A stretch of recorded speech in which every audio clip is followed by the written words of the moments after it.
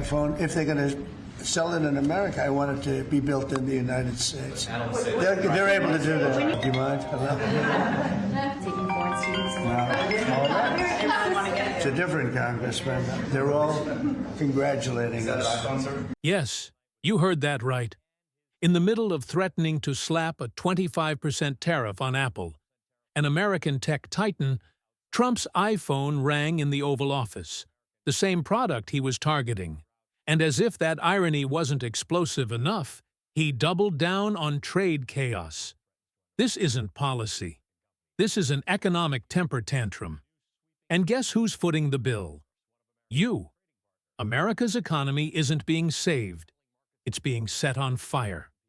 Tonight's bombshell? Trump threatens American businesses, tanks markets, and then takes a call on the very device he's attacking. Subscribe now for no-nonsense takedowns and brutal reality checks. What kicked off this entire episode of self-inflicted economic chaos? Trump's announcement, a proposed 25% tariff on all iPhones made outside the United States.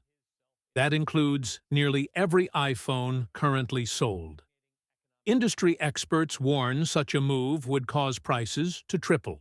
An American-made iPhone would take time to figure out, and it would cost consumers thousands of dollars. Some estimates triple what an iPhone costs. In a surreal twist, just as Trump defended this plan in the Oval Office, his own iPhone rang.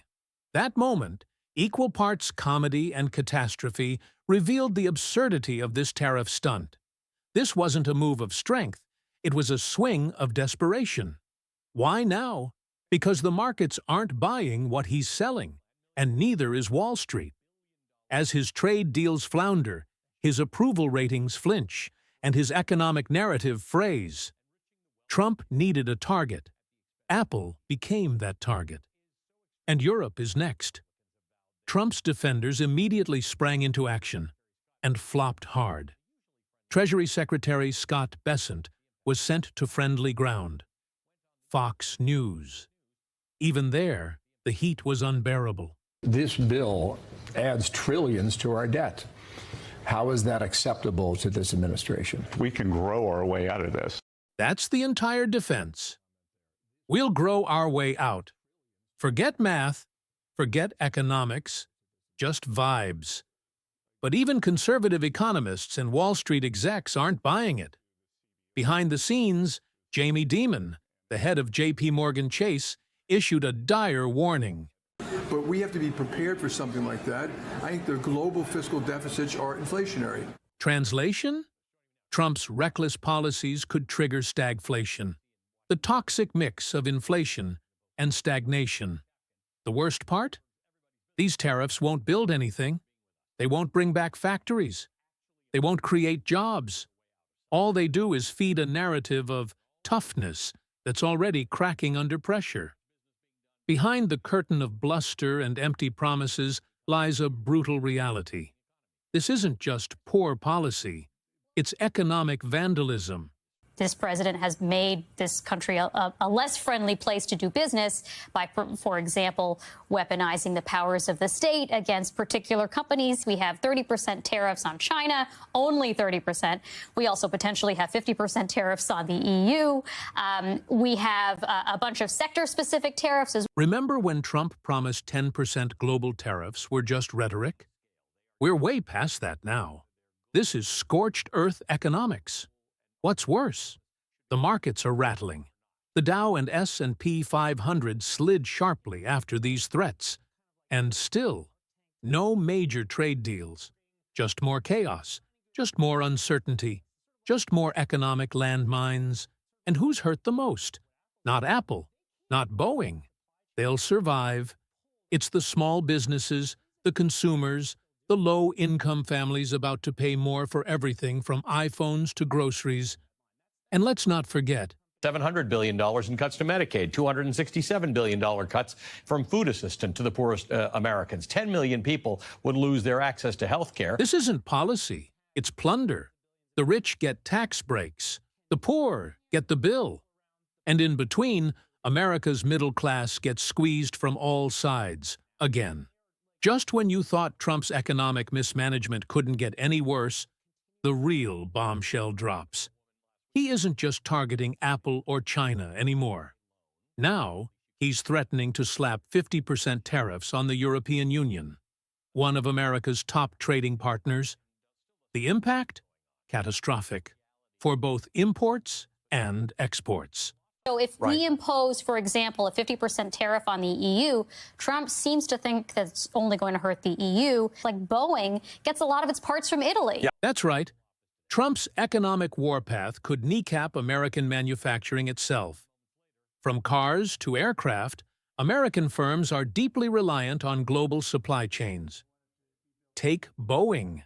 Their Dreamliner has parts from all over the world, and they brag about it. Trump seems to believe tariffs only go one way.